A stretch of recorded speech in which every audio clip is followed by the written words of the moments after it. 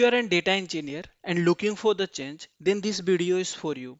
So today I'm going to discuss about the SQL interview question which might get asked in your upcoming interview. So in my previous video we have discussed about the salary categorization based upon the earnings, like those who are earning the 20,000, then they are a high earner, medium earner and low earner.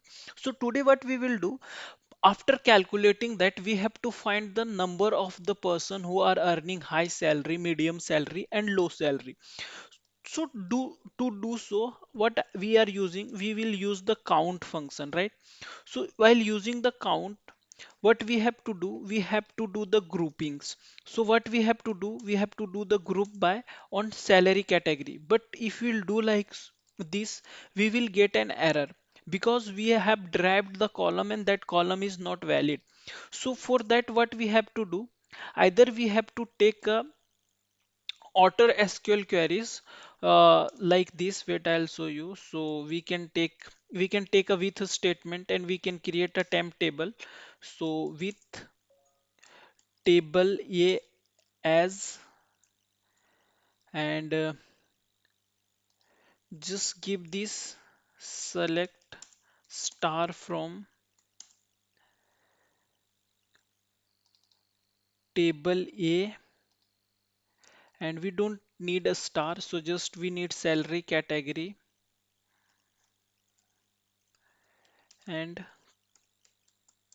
count a star, and we have to do the grouping on the basis of this.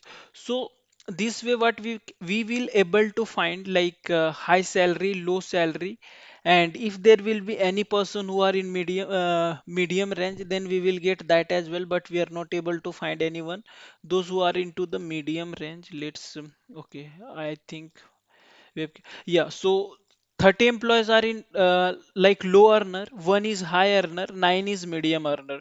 So this way, if you don't want to use the with a statement, we can do into the subqueries as well.